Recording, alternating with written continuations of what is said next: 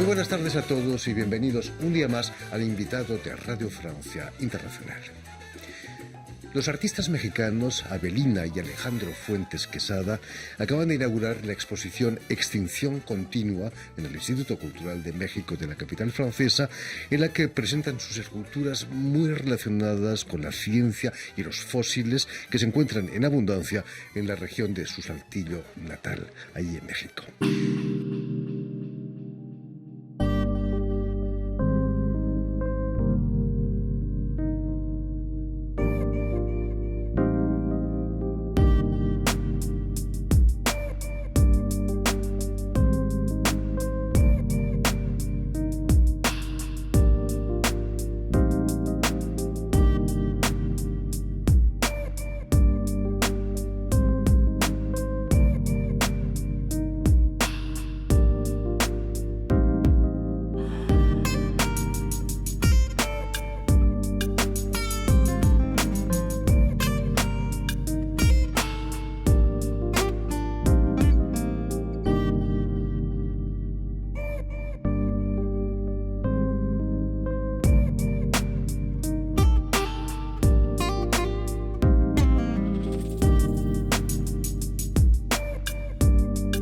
Y precisamente para hablarnos de esta exposición y de sus trayectorias en el mundo del arte, tenemos la suerte de contar con nosotros con Avelina y Alejandro Fuentes Quesada. Muy buenas tardes a ambos y sobre todo muchísimas gracias por haber hecho el esfuerzo de venir hasta nosotros. Permíteme que explique antes que nada que ambos habéis nacido en la ciudad, como decíamos, la ciudad mexicana de Saltillo, y que vuestro padre es el escultor Alejandro Fuentes Gil.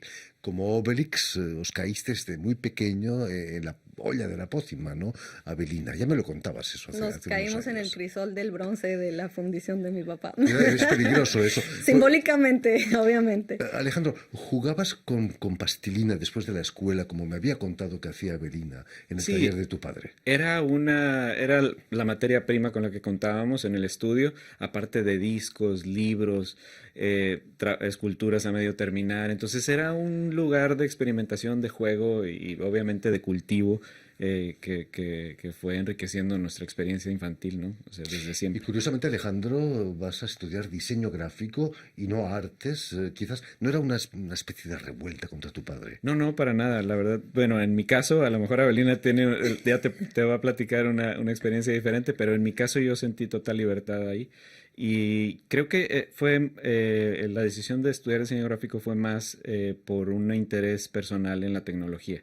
Entonces, en ese momento, la prensa digital estaba naciendo y todos los ordenadores, etcétera. Entonces, todo esto me llamaba mucho la atención, ¿no? Y después, obviamente, evolucionó en mi expresión artística, pero ahí empezó.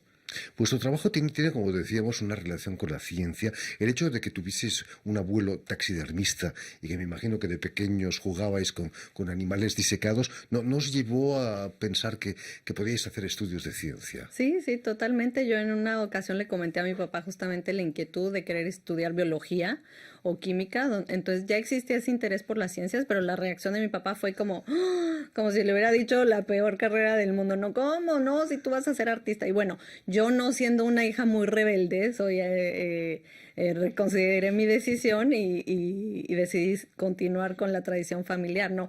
Incluso ya ahora a la edad adulta en la que ya podría, ¿no? En fin, revelarme a mi padre, pues me doy cuenta que el interés que yo tengo en las ciencias es desde un punto de vista artístico. Digamos, el aspecto estético de la ciencia es lo que me atrae.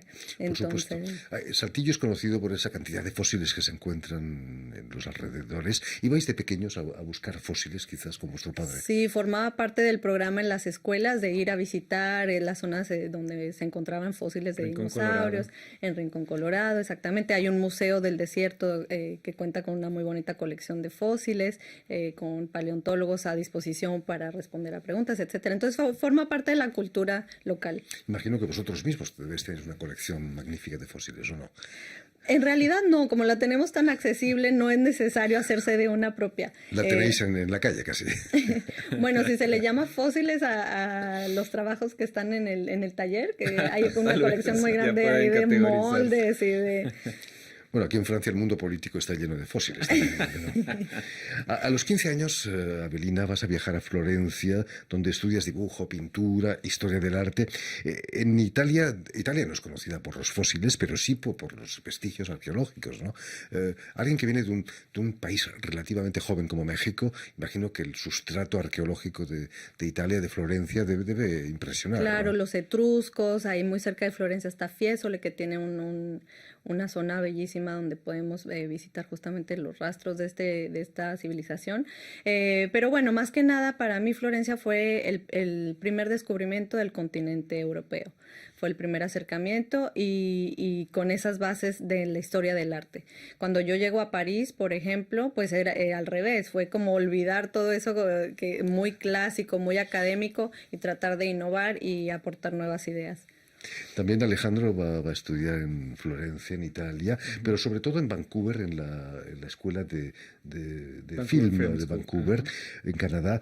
¿Qué era lo que te interesaba de esa De escuela? nuevo, el aspecto Sí. tecnológico, la animación por computadora se me hacía algo maravilloso, misterioso inclusive, y entonces acercamiento derivó en una exploración de la escultura digital, ¿no? Entonces, que he seguido trayendo. Imagino que en tu trabajo actual utilizas Definitivamente, así es. computadora, ¿no? Sí, sí, sí. ¿Qué hubiera dicho Leonardo da Vinci si hubiera podido jugar Uf, Préstame ese con pincel. Imagínate, ¿no? Sí, sí, Sería fantástico. sí. Aquí en París, Avelina, vas a entrar en contacto con el mundo del arte, trabajando con uno de los grandes coleccionistas aquí en Francia, nada más y nada menos que Hamel Menur. ¿Qué aprendiste con Hamel Menur?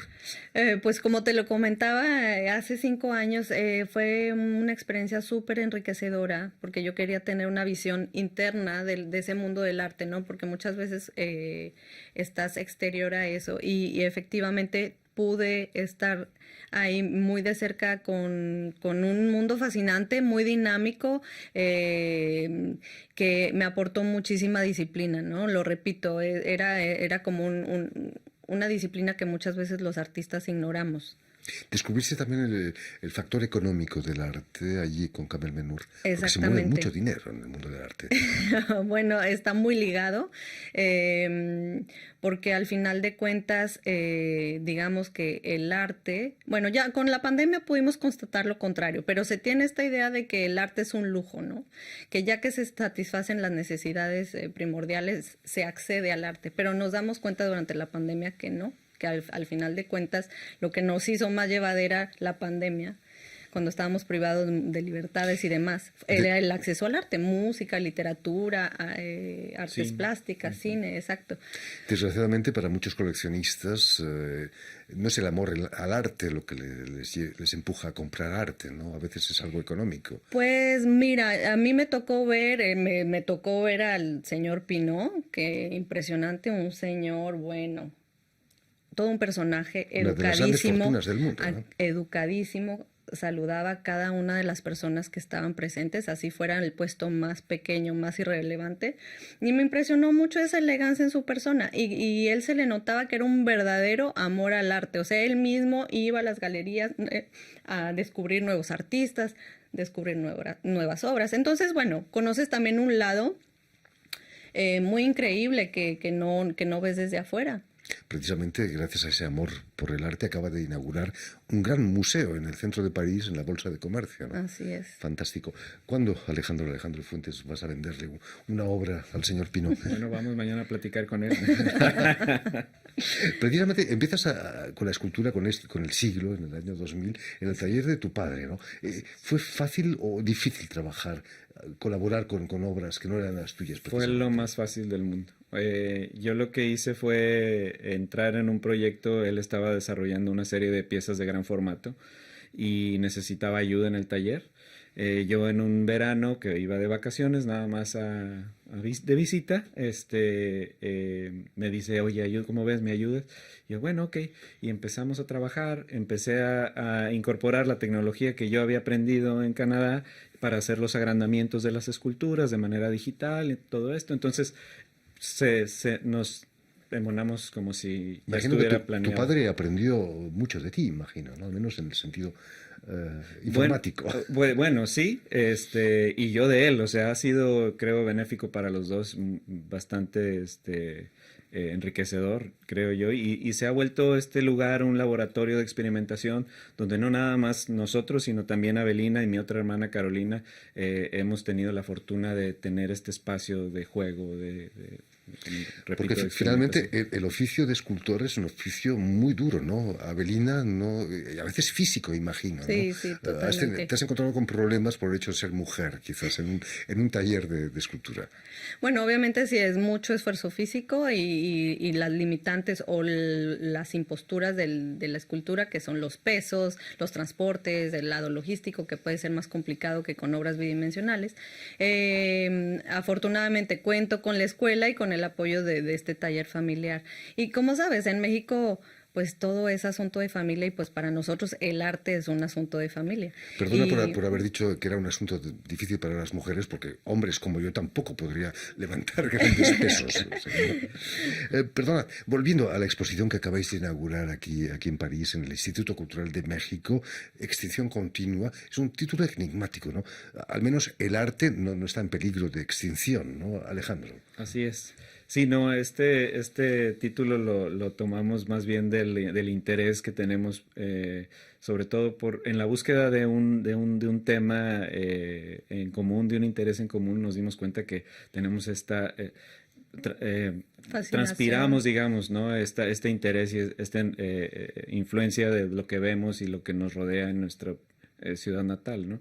Y buscando un título encontramos este ciclo de creación, de muerte, de destrucción, de vida, que se repite y se repite. Y ahí, como te decía, está flor de piel. Digamos que en tu trabajo utilizas mucho la astrofísica, la física de partículas. ¿Qué es lo que te interesa de esa ciencia? Bueno, en sí, los fenómenos que podemos observar a través de la ciencia son como que particularmente interesantes para mí. Uno de ellos es la astrofísica, la física de partículas, el comportamiento de estos elementos, de estos cuerpos celestes, la diferencia en dimensiones y sin embargo la similitud en sus comportamientos, los encuentro muy interesantes. Y creo que ahí también es un punto de convergencia con AVE. Te interesa mucho la ciencia también a ti, Avelina, ¿no? sí, como lo que comentaba, lo que me interesa en la ciencia es estos modelos, estas representaciones que se han creado y el aspecto estético de estas representaciones, que son construcciones humanas al fin de cuentas, ¿no? Quizás, pero todo está escrito en la naturaleza, ¿no? En el fondo, el hombre o el artista lo que hace es reproducir más o menos lo que está creado ya. Inspirarnos, sí, y hay siempre esta dicotomía entre el mundo natural y el mundo artificial, ¿no? Artificial, de artefacto del arte, ¿no? Lo que convierte al final de cuentas una cultura. Y entonces todas esas cuestiones están dentro de la temática de la exposición, tanto como en los procesos creativos. O sea, también en el taller tratábamos de aportar una nueva mirada a lo que ya se sabe hacer en el taller, de qué manera nos podemos renovar, cómo materiales que a lo mejor habíamos ignorado tienen potencial para un nuevo uso, que es el caso de algunas de las piezas de la exposición. Y entonces muy ligado también a esta cuestión de tradición, o sea, sin tradición no se puede innovar, pero rompiendo esquemas tradicionales se puede innovar. Y bueno, todo este vaivén entre tradición, innovación, entre destrucción y creación, y queríamos que esa fuera como la tela de fondo que está ahí debajo en nuestras obras. Hablando de tela de fondo, Alejandro ha logrado representar la deformación del espacio-tiempo por una supernova. Así es. Increíble, ¿no? ¿No da un poco de vértigo meterse en esas honduras? Pues bueno, sobre todo me parece muy misterioso, ¿no? O sea, ¿cómo es posible que un cuerpo tenga tal poder de deformar el espacio y el tiempo, ¿no? Y que no podamos observarlo si no es por cómo deforma la luz. Entonces, para mí es un...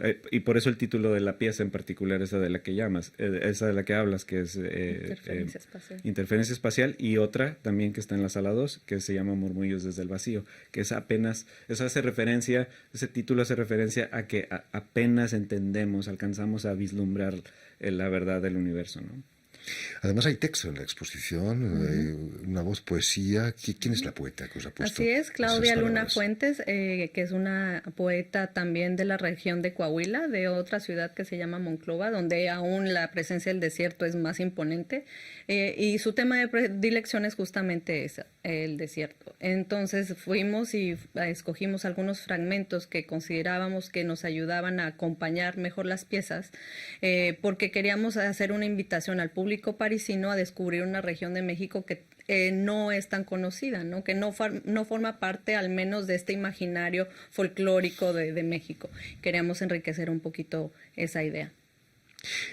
El texto lo has utilizado tú también en algunas de tus obras. Recuerdo que me contabas que en unas esferas semicirculares pusiste una frase de Ionesco que decía que si se acariciaban suavemente, los círculos podían convertirse en círculos viciosos, ¿no? Sí, hay que tener mucho cuidado. Hay que ir con mucho... No, y efectivamente la esfera es una figura recurrente en mi trabajo y también en el de Alejandro. Y lo que comentaba recientemente es que al final de cuentas las obras de arte son como espejos en los que nos comprendemos mejor, porque nos reenvían nuestra propia experiencia. Y en el caso de interferencia espacial es muy curioso, porque en esa deformación espaciotemporal yo lo que veo es una deformación es un vientre materno, ¿no? O sea, yo con mi experiencia de mujer y de mamá, yo dije, pues yo viví en carne propia esa deformación y tenía un agujero negro en el estómago, ¿no? Que me consume toda mi energía y toda mi luz. Pero es interesante ver. Y que sigue consumiendo tu energía todavía. Exactamente, por el resto de mi vida, ¿no? Pero es interesante ver ese aspecto de las obras de arte, cómo cada quien ve diferentes cosas según su contexto, ¿no? Según lo que hayas vivido, según tu experiencia. Una de las cosas interesantes de esta exposición es que es una exposición verdaderamente mano a mano entre dos artistas. Hay obras de cada uno, pero también obras conjuntas. ¿Cómo habéis logrado trabajar tan juntos? Parecéis hermanos. Sí, justamente tenemos personalidades muy complementarias, lo que nos permite trabajar de manera armoniosa. Entonces es muy curioso porque muy rápido perdemos de vista la noción de autoría o de propiedad, porque se va haciendo un tejido como el zarape que presentamos. Es un tejido que muy rápido yo puedo proponer algo y Alejandro me va a decir, no, es que esta solución no es buena. Yo digo, ¿y qué tal si intentamos esto? Sí, me parece mejor. Y entonces en esa discusión se van entrelazando estos hilos y llegamos a una idea con la que estamos los dos satisfechos. Imagino que vuestro padre, Alejandro Fuentes, debe estar muy feliz, ¿no? De veros exponer en París y además juntos. Sí, definitivamente está muy contento. Sí, es un éxito compartido en realidad. Sí, claro. Un asunto de familia, como Así decías. Así es. En fin, pues ya lo saben, tienen hasta el 24 de julio, si pasan por París, para visitar la exposición de Avelina y Alejandro Fuentes Quesada en el Instituto de México, aquí en el Instituto Cultural de México, en París. Se llama Extinción Continua. Muchísimas gracias a ambos, mucho éxito con esta exposición, que sigan los éxitos también en otros pagos. Y permitidme también que dé las gracias a David y a Julián Leng, quienes han estado hoy al tanto de la realización del programa, y enviar también un saludo muy especial a nuestros telespectadores, porque también los tenemos que nos siguen en toda América Latina, seguro que en México también y en Saltillos seguramente, gracias a una cadena de televisión de la Unión Latinoamericana que se llama Cadena Unión Continental Latinoamérica, UCL para los amigos, y que emite desde Uruguay, ahí en su capital, en Montevideo. Y a ustedes, muchísimas gracias por su atención y les damos cita para una nueva edición de El Invitado de Radio Francia Internacional.